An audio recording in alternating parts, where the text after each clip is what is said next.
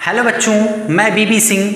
आज हम कक्षा 11 की गणित में आगे के टॉपिक का सीक्वेंस एंड सीरीज के अगले टॉपिक को शुरू करेंगे। ठीक है, सीक्वेंस और सीरीज का अगला टॉपिक है आपका समांतर माध्य। क्या है आपका?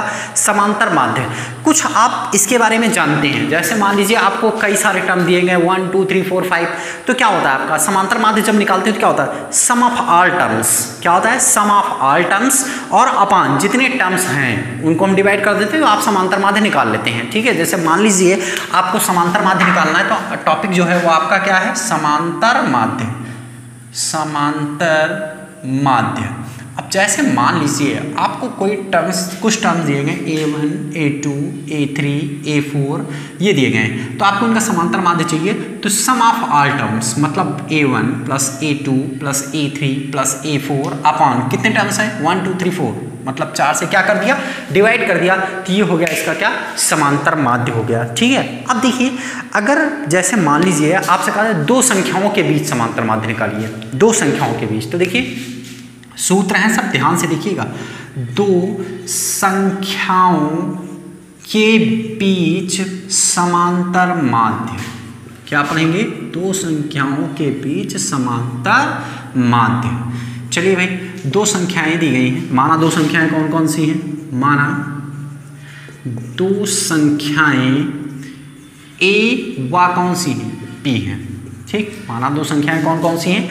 A व B हैं। ठीक, तो अगर A व B दी गई है तो इनका अर्थमेटिक मीन जो होगा AM से डिपेंड करते हैं, मतलब अर्थमेटिक मीन ARITH अर्थमेटिक। ठीक है, अर्थमेटिक मीन, तो ये कितना हो जाएगा? A प्लस B बाई कितना? 2। समझ में आया सबको? ये कितना हो जाएगा? A plus B by 2। इसी प्रकार से अगर ये कहा जाए तीन संख्याओं के बीच, तीन संख्याओं के बीच समांतर माध्य। ठीक है, तो देखिए इसका भी एक तरीका है। जैसे मान लीजिए आपको दिया गया, माना तीन संख्याएं कौन कौन सी हैं? माना तीन संख्याएं A B C और किस में है? समांतर श्रेणी में है। किस में है? समांतर श्रेणी में दी गई है। ठीक है, तो इस कंडीशन में जो आपका मध्य वाला पद है B = A plus C by क्या होता है? 2 होता है। ये इसका होता है माध्य। समझ में आया? ठीक, एक ये हो गया। अब इसी प्रकार से अगर आपसे ये कहा जाए कि n टर्म, ठीक है, दो दी गई संख्याओं के बीच, देखिए अगला अगर पार्ट देखें तो इसको नोट कर लीजिए आप सभी लोग। ठीक है, n दी गई दो संख्या, ऐसे लिखिए, दी गई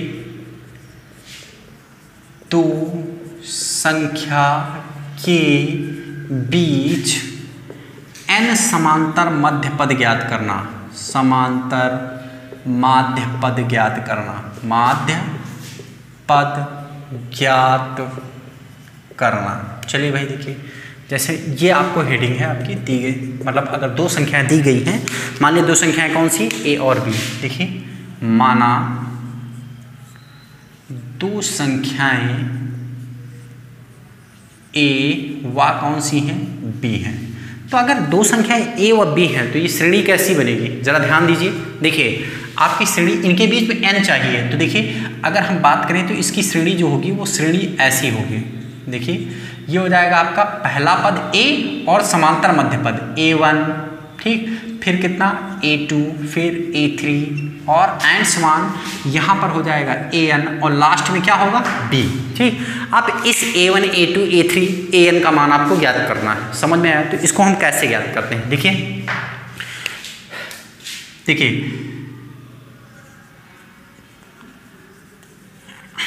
देखिए किसी समांतर श्रेणी में कुल पदों की संख्या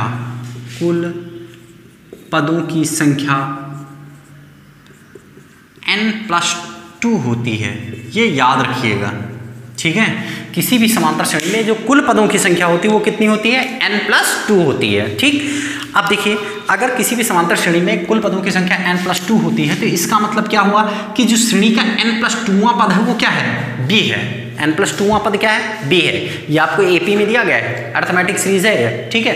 तो देखिए अब आपको इसमें कुल पदों की संख्या कितनी है, n+2, इसका मतलब क्या हुआ, n+2वां पद b है, मतलब Tn+2 इज इक्वल टू कितना है आपके पास, b।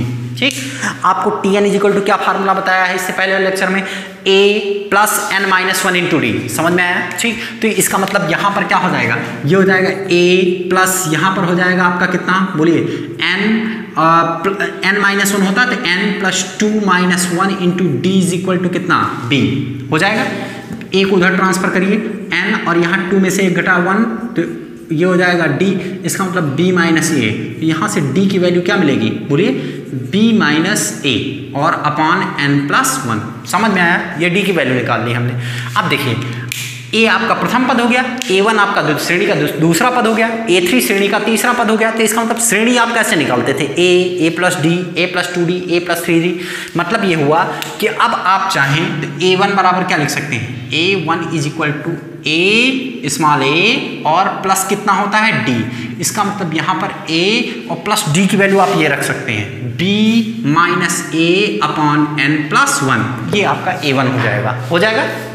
इसी तरीके से आप अगर a2 निकालते हैं, मतलब दूसरा पद, तीसरा पद जब निकालते हैं तो तीसरा पद आपको क्या पता है भाई, जो सीरीज पता वो ऐसे पता है ना। देखिए अगर समांतर श्रेणी कोई लिखनी होती है तो कैसे लिखते हैं, a प्लस डी और a प्लस 2d और a प्लस 3d, ऐसे लिखते हैं ना। और ये एंड सो ऑन होता है, मतलब ये होता है t1, ठीक है, पहला पद, ये t2, ये t3, ये t4। अगर एक टर्म से कहे, ठीक है, तो हमने इसको a1 कह लिया ना, देखिए यहाँ पर। तो इस तरीके से ये अब t1 हो गया, ये तो दिया गया ना आपको, ये t2 हो गया, ये t3 हो गया, इसी टर्म से मैंने a1 निकाला, ठीक है। तो a1 हो जाएगा आपका a प्लस डी। अब यहाँ पर a प्लस कितना हो जाएगा, 2d, इसका मतलब a प्लस 2 बाहर, b minus a upon n+1। इसी तरीके से a3 इज इक्वल टू क्या हो जाएगा आपका, a प्लस 3d होता है, a1 a2 a3, हाँ ठीक है। ये हो जाएगा कौन सा आपका, a प्लस यहाँ पर हो जाएगा 3 और b minus a upon n+1। तो ऐसे अगर बढ़ते चले आए तो a n बराबर हम क्या लिख सकते हैं, a प्लस यहाँ पर हम आप क्या लिख सकते हैं, nd लिख सकते हैं ना। तो अगर nd लिखें, देखो यहाँ पर 1 2 3, तो इसका मतलब यहाँ पर क्या हो जाएगा, बराबर a प्लस यहाँ पर n ब्रैकेट में b minus a upon n+1। ठीक, तो ये इसका क्या हो जाएगा, सूत्र निकल आएगा। इस तरीके से हम अब यहाँ पर n की वैल्यू बदलते चले जाओ। पहला पद याद करना तो 1, दूसरा करना है तो 2, तीसरा करना है तो 3, चौथा करना है तो 4, बदलते चले जाइए, आपकी वैल्यू निकलती चली जाएगी। तो इस तरीके से दो दी गई समांतर श्रेणी के बीच n समांतर मध्य पद निकाल सकते हैं। समझ में आया सबको। ठीक, अब इस पर हम कुछ एग्जाम्पल देखेंगे, ठीक है, एग्जाम्पल देखेंगे, उसके बाद एक एग्जाम्पल देखेंगे, उसके बाद एक्सरसाइज शुरू करते हैं। ठीक है, चलिए।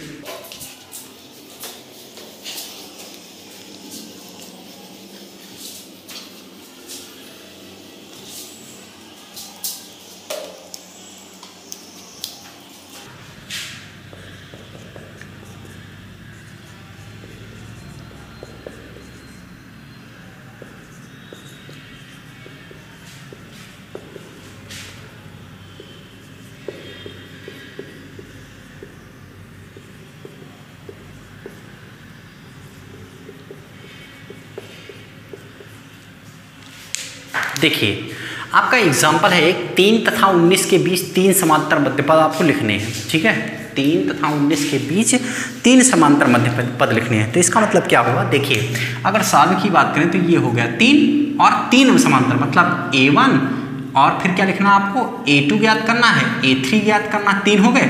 अब इसके बाद लास्ट टर्म क्या होगा आपका 19। समझ में आया। ठीक, ये हो गया आपका। अब आपको देखिए सबसे पहले इसमें ज्ञात क्या है, ये सीरीज एपी में होंगे, समांतर श्रेणी में होंगे। तो इसका मतलब क्या हुआ, आप यहाँ से देखें तो पहला पद जो है a बराबर कितना है, 3 है। ठीक है, अब श्रेणी का nवां पद आपको 19 दिया गया है। कौन सा दिया गया, 19। देखिए Tn इज इक्वल टू कितना दिया गया आपका, 19। सबसे पहले n की वैल्यू फाइंड करेंगे। n इज इक्वल टू कितने हो गए, n इज इक्वल टू कितना हो जाएगा आपका, 1 2 3 4 5, भाई 2 ये और 3 समांतर पद, मतलब कुल पद कितने हैं, 5। तो T5 इज इक्वल टू कितना हो जाएगा, 19। वैल्यू रखते हैं यहाँ पर सब, ये a plus 5 minus 1 into D बराबर कितना, 19। देखो फार्मूला क्या पढ़ा, चूंकि T N is equal to A plus N minus 1 into D. पढ़ा आपने, पढ़ा कि नहीं पढ़ा? ठीक, तो यहाँ से a प्लस 5 माइनस 1, एन की जगह पर क्या है 5 है, 5 माइनस 1 इंटू डी और बराबर कितना हो गया 19 हो गया। इसका मतलब क्या हुआ, a प्लस कितना हो गया यहाँ पर 4d इज इक्वल टू 19। ठीक, अब a की वैल्यू आपको दी गई 3, तो 3 प्लस 4d बराबर 19, मतलब यहाँ से 4d बराबर 19 माइनस कितना 3, मतलब 4d बराबर 19 माइनस 3 मतलब 16, तो यहाँ से d बराबर 16 बटे कितना निकला 4, 4 चौक 16, मतलब d बराबर क्या हो जाएगा आपका 4। a की वैल्यू पता है आपको, d की वैल्यू पता है। ठीक, अब आपको a1 इस श्रेणी का दूसरा पद है, तो इसका मतलब a1 बराबर क्या हो जाएगा small a plus D. a की वैल्यू कितनी है 3 और d की वैल्यू कितनी निकाली, मतलब पहला पद हो गया 7। a2 अगर बात करें तो ये हो जाएगा a प्लस कितना 2d हो जाएगा, a प्लस कितना 2d, भाई तीसरा पद है तो तीसरा पद यही तो होता है, तो a प्लस 2d, तो मतलब ये हो जाएगा आपका, ये हम कहाँ से निकाल रहे हैं, देखो ये आपका a हो गया, ये हो गया a प्लस d हो गया, ये आपको पता होना चाहिए, a प्लस d हो गया, a प्लस 2d हो गया, a प्लस 3d हो गया, ऐसे आगे बढ़ता चला जाएगा, मतलब ये वाला पद इसका है, ये इसका है, ये इसका है, ऐसे निकालते हैं। ठीक, और ये भी कहाँ से आए थे ये मैंने बताया, आप देखिए यहाँ पर ये चौथा पद है कि नहीं पद है, a3 आपको हमने ये कैसे निकाल के दिया देख लीजिए एक बार। ठीक है, तो देखो यहाँ से आपको पता है t4 ज्ञात करना है, तो a plus 4 minus 1 into D, इसी वाले फार्मूले से, इस वाले से। ठीक, तो ये हो जाएगा a प्लस 3d। ठीक है, ये हो गया आपका, मतलब ये वाला हम इसी फार्मूले से निकाल के सीरीज मैंने बनाया है। ठीक है, तो इस तरीके से ये सीरीज को अच्छे से आप समझ लीजिए। ठीक, अब a प्लस 2d अगर निकालेंगे तो a की वैल्यू 3 और प्लस 2 इंटू डी की वैल्यू 4, मतलब 4 दूनी 8 3 11। इसी प्रकार से a3 जो निकालेंगे a प्लस कितना हो जाएगा आपका बोलिए 3d, यहाँ पर हो जाएगा 3 इंटू और कितना 2 इंटू नहीं 3 इंटू 4, 3 प्लस और 2 और इंटू कितना है आपके पास 4, यहाँ पर 3 इंटू 4, 3 चौक 12, 12 3 कितना 15। ठीक, इस तरीके से आपको a1 a2 और a3 की वैल्यू क्या हो गई मिल गई, यही तीनों इसके क्या होंगे माध्य होंगे। ठीक है, इस तरीके से इसको आप नोट कर लीजिए। अब हम आगे एक्सरसाइज सॉल्व करेंगे, नोट करिए इसको।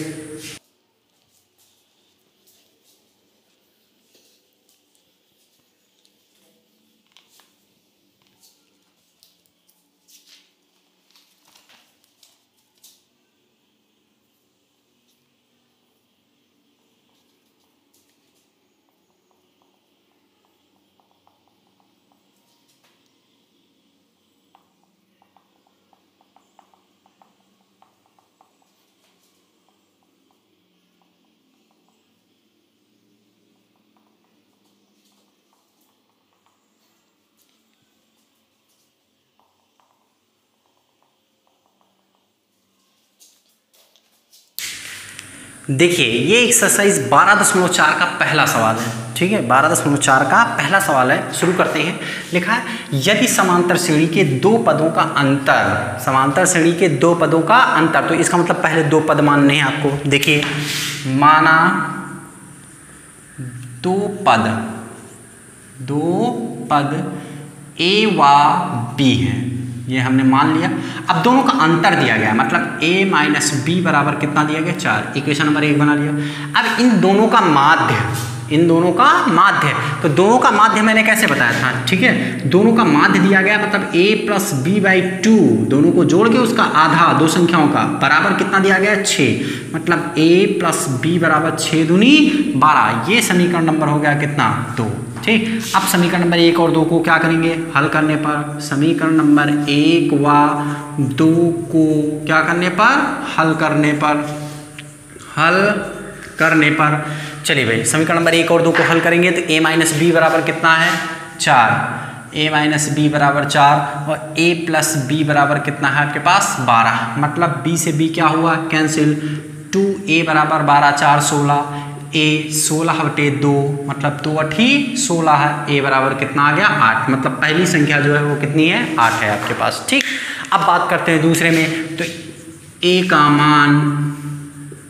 का मान समीकरण नंबर 1 में रखने पर, भाई रख लीजिए। चलिए देखिए ए का मान अगर रखेंगे तो ये हो जाएगा कितना आपके पास 8 minus B is equal to 4 minus B is equal to 4 minus 8 मतलब minus B is equal to -4 ये cancel B is equal to कितना आया 4।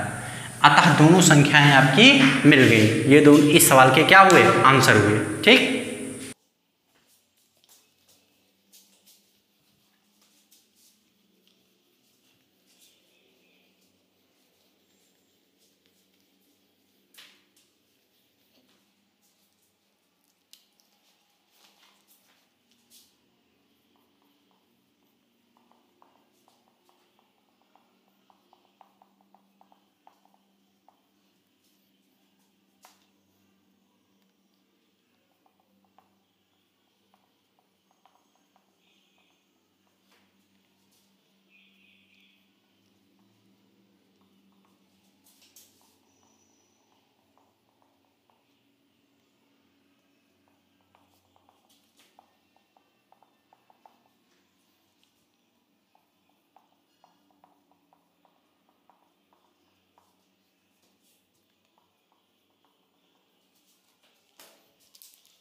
देखिए ये सवाल, अगला सवाल है 2 नंबर। ठीक है, उसी एक्सरसाइज का सवाल नंबर क्या है 2 है।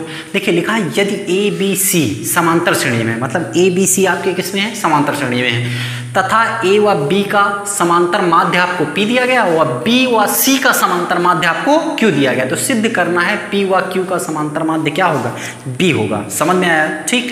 तो देखिए चूंकि सबसे पहले हम कंडीशन शुरू करते हैं, पहले पहली लाइन में ध्यान देते हैं, सवाल को पढ़िए और समझिए। पहली लाइन ठीक क्या लिखा है, यदि ए बी सी समांतर श्रेणी में है, तो लिखिए चूंकि A B C in A P है, तो इसका मतलब क्या हुआ 2b is equal to A plus C. ये तो हुआ मध्य पद का 2 गुना, या ऐसे कैसे मध्य पद बराबर ए प्लस सी बाई 2, यही समांतर माध्य है। मैंने आपको बताया 3 संख्याओं के बीच का समांतर माध्य। ठीक, 2b बराबर ए प्लस सी, ये क्वेश्चन नंबर 1 बना के आप छोड़ दीजिए। अब आगे पढ़ते हैं। ठीक है, तथा यहां से यहां तक, तथा ए व बी का समांतर माध्य P है, ए व बी का समांतर माध्य P है। जो जो दिया गया उसी को पढ़िए, आप समझिए उसको और उसी को फॉलो करिए। ए प्लस बी का समांतर माध्य, तो देखिए क्या हो जाएगा आपका A plus B by 2 is equal to कितना दिया गया आपको P, मतलब यहाँ पर P, ये हो जाएगा a प्लस बी बराबर कितना 2P। समीकरण नंबर फिर से कितना बन गया 2। समझ में आया। ठीक, अब इसके बाद आगे बात करते हैं। BC का समांतर माध्य कितना है Q है, B और C का समांतर माध्य कितना है Q। चलिए देखिए भाई, तो इसका मतलब क्या हुआ फिर से B plus C by 2 is equal to Q। इसका मतलब हुआ आपकी B प्लस सी बराबर कितना 2Q। ये समीकरण नंबर क्या हो गया 3। ठीक, अब हम क्या करेंगे, समीकरण नंबर 2 और 3 को जोड़ लेंगे। समीकरण नंबर 2 और 3 को जोड़ने पर, समीकरण नंबर 2 व 3 को जोड़ने पर चलिए भाई, अगर समीकरण नंबर 2 और 3 को जोड़ते हैं तो बाएं पक्ष को अलग जोड़ेंगे, दाएं पक्ष को उस तरफ जोड़ेंगे, तो इधर जोड़ते हैं तो ये कितना हो जाएगा a plus B plus C is equal to 2p plus 2q, 2p plus 2q हो गया। इनको ऐड कर लेते हैं, a प्लस 2b और प्लस कितना c। ठीक, ये हो गया आपका, या c को इधर लिख लो b को उधर लिख लो, a प्लस c और प्लस कितना 2b हो गया, और यहाँ पर 2 हो गया कॉमन, p प्लस क्या बचा आपका q। समझ में आया सबको। ठीक, अब ध्यान दीजिए, यहाँ से समीकरण नंबर 1 में a प्लस सी बराबर 2b, तो समीकरण नंबर कहाँ से 1 से। ठीक, a प्लस सी की वैल्यू रख लेंगे 2b, तो 2b प्लस 2b ये कितना हो जाएगा is equal to 2p plus q। ठीक, तो इसका मतलब क्या हुआ, यहाँ से हो जाएगा 4b बराबर कितना 2p प्लस q, यहाँ से 2 दूनी 4, b बराबर क्या हो जाएगा p प्लस q बाई 2। देखिए क्या लिखा है आपका, सिद्ध क्या करना था, तो सिद्ध करो कि p व q का समांतर माध्य b है, तो b बराबर p प्लस q बाई 2, मतलब ये समांतर माध्य p और q का समांतर माध्य b है। ठीक, यही आपको क्या करना था, प्रूव करना था। इस तरीके से ये प्रूव हो गया। ठीक, इसको नोट कर लीजिए आप सभी लोग।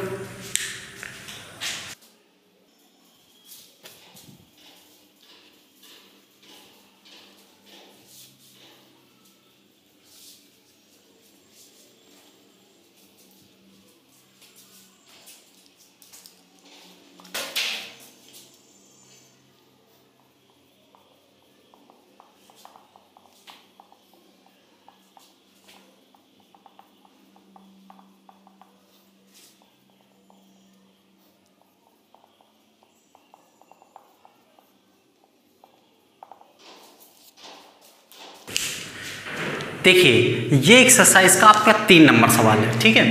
तो और इसमें दिया गया यदि ए व बी का समांतर माध्य ए है तो सिद्ध करो, ये आपको सिद्ध करना है, ठीक। सबसे पहले इसी लाइन पर ध्यान देते हैं, यहाँ से यहाँ तक, ठीक। देखिए ए व बी का समांतर माध्य मतलब a plus B by 2 is equal to capital A, ये आपको दिया गया है, ठीक है। तो इसका मतलब ये हुआ कि यहाँ से a की वैल्यू जो है वो आपको पुट करनी है। अब LHS ले लेते हैं हम, देखिए LHS लिया, तो LHS क्या है आपके पास, a plus 2b upon a minus B plus a plus 2b, ठीक है, अपॉन a माइनस कितना है a है, ठीक है। ये आपका सवाल है, ठीक है। यहाँ a प्लस 2a है, यहाँ पर क्या है a प्लस 2a,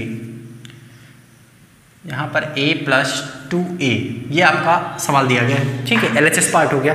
यहाँ कैपिटल A की वैल्यू रख लेते हैं, तो ये कितना हो जाएगा आपका a plus B by 2 plus 2a upon यहाँ पर a plus B by 2 minus का b प्लस इसको लेते हैं, तो ये कितना हो जाएगा a plus B by 2 plus 2b upon A की जगह पर वैल्यू रखनी है a plus B by 2 minus का a। समझ में आया?